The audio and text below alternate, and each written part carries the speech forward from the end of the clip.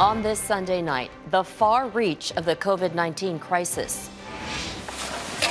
World numbers hit a milestone, while Canada faces renewed concerns over community outbreaks. It's a game of whack-a-mole where these things are going to pop up. The U.S. backtracks on reopening. We find ourselves careening toward a catastrophic and unsustainable situation as cases surge out of control.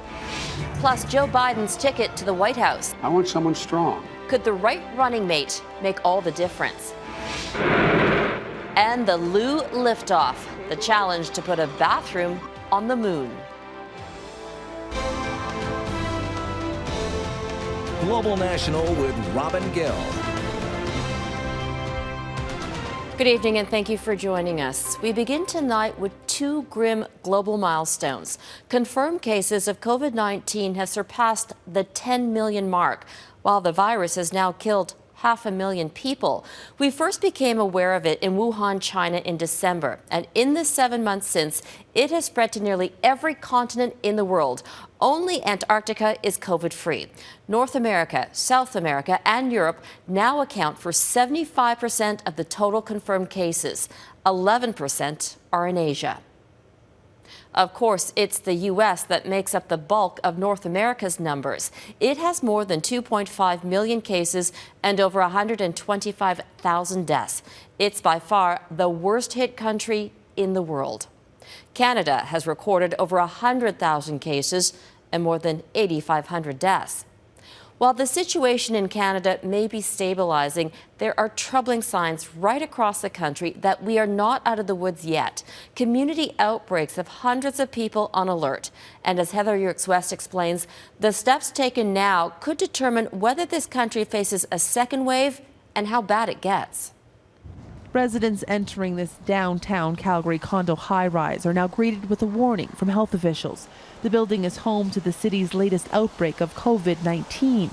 At least 45 people have become sick. 3 have been hospitalized. They think by surfaces, like elevators and everything. Like we've been reassured that it can't flow through vents or anything. But yeah, they're quite confident it's like through elevator touching. The situation here helped push Alberta's new case numbers Saturday to highs not seen since mid-May. Across Canada, there have been outbreaks as well. At least 21 cases have been linked to an outbreak at a nail salon in Kingston, Ontario. In Vancouver, patrons of a popular strip club have been asked to monitor for symptoms after several people tested positive for COVID-19. It's a game of whack-a-mole where these things are going to pop up and we've just got to crush them as they pop up, and we've got to identify them as early as possible. This infectious disease expert says while outbreaks are not unexpected right now, staying on top of them is critical. And that's not something public health units can do alone. Employers have a role to play to ensure workplaces are safe for both staff and patrons. But to keep numbers low, individuals will have to step up too. Citizens have their own obligations that we need to do. That means washing our hands, that means maintaining 2 meters of physical distancing, and that means putting on a mask when you go into an indoor environment. That's something that will become more important the more opportunities Canadians have to gather in larger groups. It's a great joy to be open. For the first time in months Sunday, residents in Montreal were able to gather in places of worship with restrictions in place. Maximum attendance limits meant not all were welcome inside. I'm just a little sad that today I was here at 8 and I could not enter. Actually, I was here at 7:30 and there was already a lineup of people. Activities like singing hymns have made places of faith super spreaders in the past. Moving forward safely will take vigilance and caution in order to keep the virus at bay. Heather Yourex-West, Global News, Calgary. South of the border, the COVID-19 crisis is getting worse. Cases are spiking in over 30 states, including Florida, which some experts say could become the next epicenter for infections. As Jennifer Johnson reports, the Centers for Disease Control warns numbers across the U.S. could be up to 24 times higher than what's being reported. Motorists lined up for hours from Jacksonville to Miami, waiting to get tested for COVID-19. He found out yesterday that his boss is infected, so he had to come today to get tested. Some experts now fear Florida will replace New York as the next epicenter for the virus. New York's governor sounding the alarm as cases reach staggering new levels in several states. If these states keep going up, we're going to have a national crisis like we have never seen. They said this was the way to help the economy by reopening. It's been the exact opposite. Vice President Mike Pence traveled to one of the country's newest hotspots, Texas, Sunday, speaking to a packed church. Pence and President Donald Trump are facing an onslaught of criticism for not insisting Americans wear masks to slow down the spread of the virus. We've made it clear that we want to defer to governors, we want to defer to local officials, but Mr. Vice President, and people should listen to them. But even some in the administration are demanding precautions. The window is closing. We have to act, and people as individuals have to act responsibly. We need to social distance. Many doctors say the country needs to face the facts now. COVID-19, by total number of deaths, is the fourth largest catastrophe in American history, and is poised to become probably the worst in American history if we keep going at the rate we're going. Texas is among 12 states that have stopped or rolled back reopening plans. On Monday, restaurants have to scale back capacity to 50%. This is another setback for a sector that has taken the brunt of this, not only in Texas, but across the entire nation. A nation now facing a new crisis from a pandemic that won't go away. Jennifer Johnson, Global News, Washington. U.S. President Donald Trump is blasting claims he knew that Russia reportedly offered bounties for killing American troops in Afghanistan. The New York Times says U.S. intelligence officials concluded months ago that Russia offered secret rewards to Taliban-linked militants for the deaths of U.S. soldiers. Trump tweeted today, "Nobody briefed or told me, the vice president or chief of staff, about the so-called attacks on our troops in Afghanistan by Russians." Former National Security Advisor John Bolton, who was forced out by Trump last year, says it's remarkable the president's going out of his way to say he hasn't heard anything. To me, it looks like just another day at the office in the Trump White House.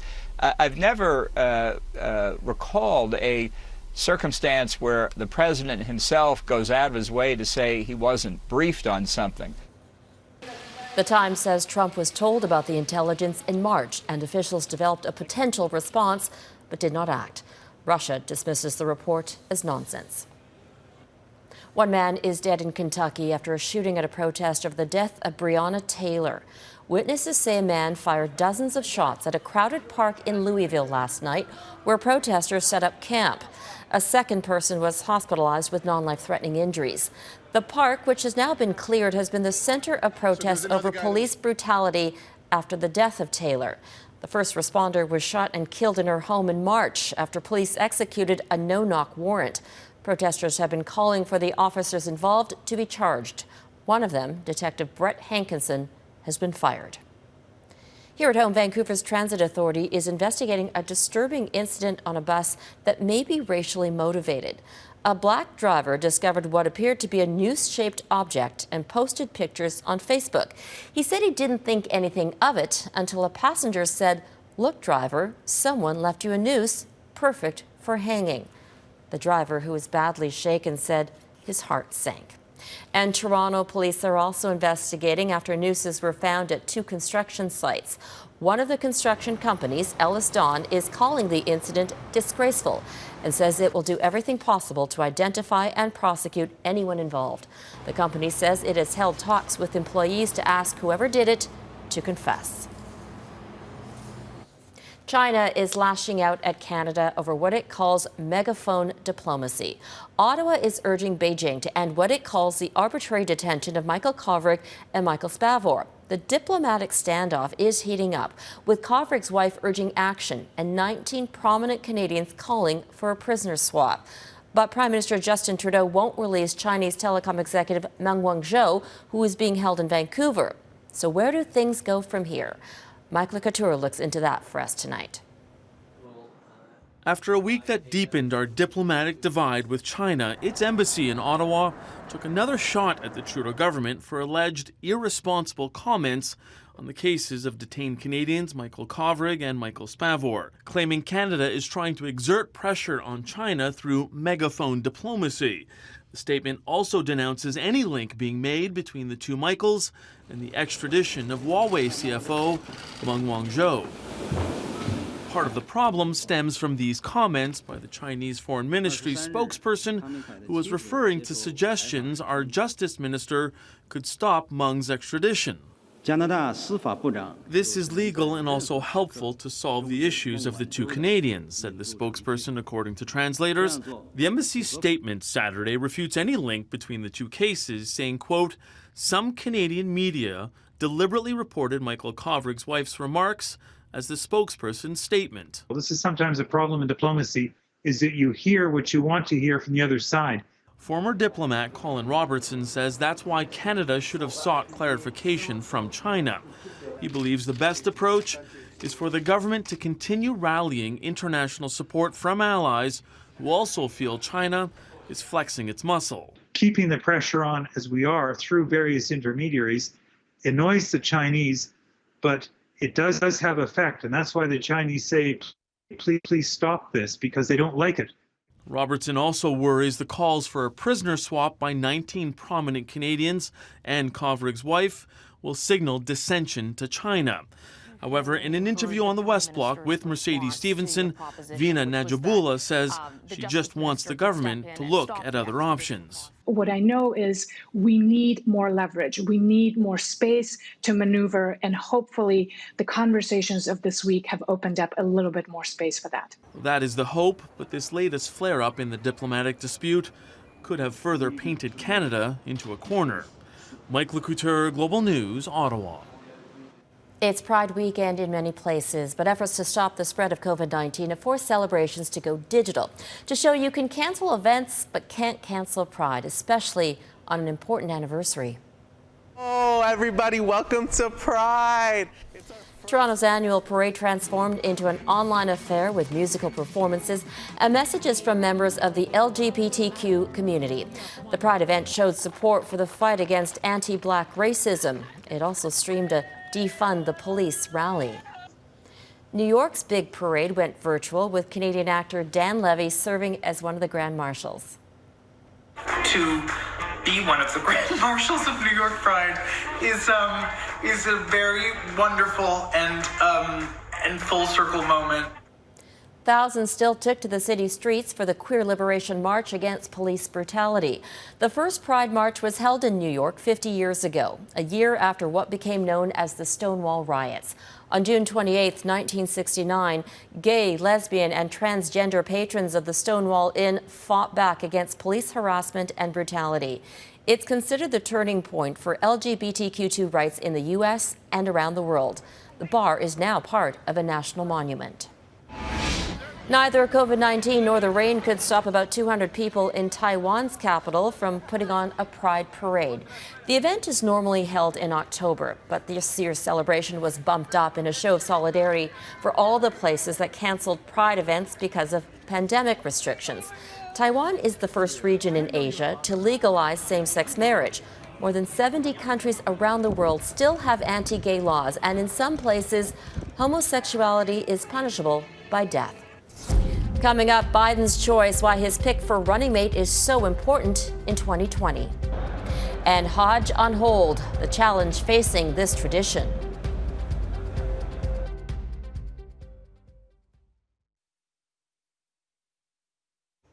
The choice of a vice presidential candidate says a lot about who's running for president. It also sends a signal about what the administration might look like. Joe Biden is promising to put a woman, and possibly a woman of color, on the ticket. And if he wins the White House, his VP selection will be one of the most important decisions in U.S. history. Eric Sorensen explains. He would be the oldest U.S. president in history. Joe Biden views himself as a bridge to the next generation, which could make his selection of a vice presidential running mate a defining moment in U.S. politics for years to come. I want someone strong. I want someone strong and someone who is ready to be president on day one. Biden has promised to pick a woman who would become the first female vice president. People are here to protest. Among the favorites is Senator Elizabeth Warren, behind that mask, and Kamala Harris. Now is time to act. Another senator, but also a woman of color, which has become an important consideration as America confronts racial injustice. Endorsing Joe Biden for president. Senator Amy Klobuchar has dropped out of the running, citing an historic opportunity on race. To me, this moment in time cries out for putting someone of color on that ticket with him, and I really believe it. Biden's shortlist is believed to include Warren, as well as senators and governors from swing states.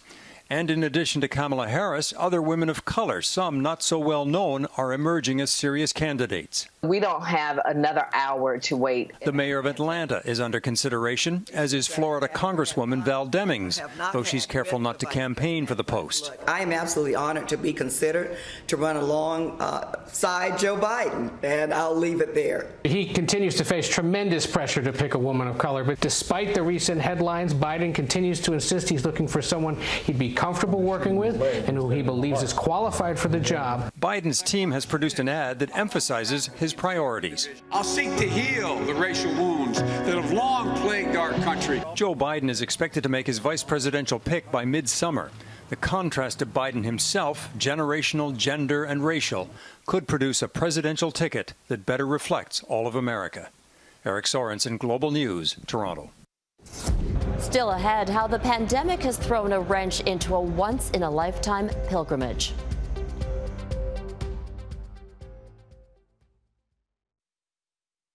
There was disappointing but expected news for millions of Muslims around the world this week. The government of Saudi Arabia has banned any foreign travel into the country for the annual Hajj pilgrimage. Normally, 2 million visitors will visit the holy site of Mecca. As Redmond Shannon reports, it's likely just a few hundred Saudis will be permitted to take part in this centuries-old tradition. It is one of the greatest examples of mass worship on the planet. Hajj. Every Muslim who is healthy and can afford to go is expected to do so once in their life. Khadija Farouk and Adil Hassan from Edmonton had saved up for 2 years to go this July. We had put down our deposits in January, and around March, I think, when the NBA shut down, was kind of when my husband and I looked at each other and said, I don't think we're going to be able to go. That realization was finally confirmed this week by Saudi authorities. Obviously, it's crushing. It's crushing, it's disappointing, and it's disheartening. Hajj has been held regularly since the Prophet Muhammad went to Mecca in the 7th century. It has been cancelled or heavily scaled back about 40 times over the years for war, politics and plagues, most recently for cholera outbreaks in the 19th century. But the decision to allow a small number of local pilgrims this year makes sure the unbroken tradition of Hajj in modern times continues. I think it's a clever idea to run a small Hajj. I'm sure the government would know who has been to hospital and who has been infected and who hasn't been, and they can make sure that everyone is tested before they embark on the Hajj. Spiritual preparation is a major part of Hajj, something that now has to be put on hold. I think it's devastating for many people. I think it's going to be really hard for many people to take, but I think from a spiritual perspective and from a life-saving perspective, they'll understand that this has been done for health reasons. It's an outlook that pilgrims are clinging to until a year comes when it's safe to go again. Not going for Hajj is, I think, a form of worship in and of itself, because the Prophet's teachings tell us not to travel during a pandemic. When COVID-19 is no longer a threat, the Saudi government could face a logistical headache, with a backlog of millions of pilgrims all hoping to finally make their way to Mecca. Redmond Shannon, Global News, London. Up next, when you gotta go, you gotta go. The rocket science to relieve astronauts.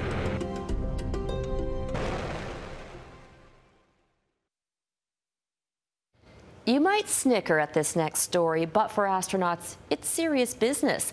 NASA hopes to return to the moon in 2024, but it has a million problems to sort out before it happens. One of them, trying to get a single toilet to work in outer space. As Mike Drolet reports, it's a problem that needs more than just rocket science. It takes a remarkable amount of smarts to get to the moon. Obviously, right? NASA has to think of everything, from the rockets to the spacesuits, the food, and of course how the astronauts go to the bathroom. For the Apollo missions in the 1960s, they used vacuum seal bags, which seems like an afterthought. the way we went to the moon in Apollo, it just was not tenable to ask an astronaut to go through the Apollo bag scenario again. Part of the transcript from that Apollo 10 mission in 1969 reads, "I didn't do it. It ain't one of mine," followed by, "I don't think it's one of mine." And I'll leave it at that. So as NASA gears up for Artemis, the program to return to the moon in 2024, they're asking for help. There are 3 companies that are competing to design the lunar lander. And now NASA, through the Canadian crowdsourcing startup HeroX, has launched the Lunar Loot Challenge. The amount of talent that exists in the world is unfathomable almost. But they're underutilized. You know, we're still stuck in an organizational mindset of I hire a team and we try to solve problems. Cliff Edwards, a Canadian who's won 32 of the over 100 challenges he's entered, is among the over 1,200 inventors who've signed up in the first 24 hours. A, it's NASA, and B, it's about bathrooms, toilets, or poop. And those are very attractive to a lot of people because it's like, maybe we can think of something even if we don't know about space. You know, it's very open kind of challenge. But it won't be easy. The toilet has to work in the microgravity we see on the space station. And then after a 20-hour journey from orbit to the moon, it has to convert to lunar gravity, which is 1/6 of what we have on Earth. There's suction involved, or getting a good seal with your butt, for going number 2. So it's not just sitting on a toilet and going. There's, straps and harnesses. Yes, there's harnesses, so giggle away. Nobody likes to talk about this stuff, but it's a fact of life. And NASA will do anything it can to avoid another Apollo 10 incident. We have to solve these fundamental challenges of human physiology. This is an important one. Mike Drolet, Global News, Toronto. It is important, and that is Global National for this Sunday. I'm Robin Gill. Tonight, your Canada is Kamoka, Ontario. We would love to see your part of the country, so email your pictures. Thank you for watching. Donna Friesen will be here tomorrow. Good night.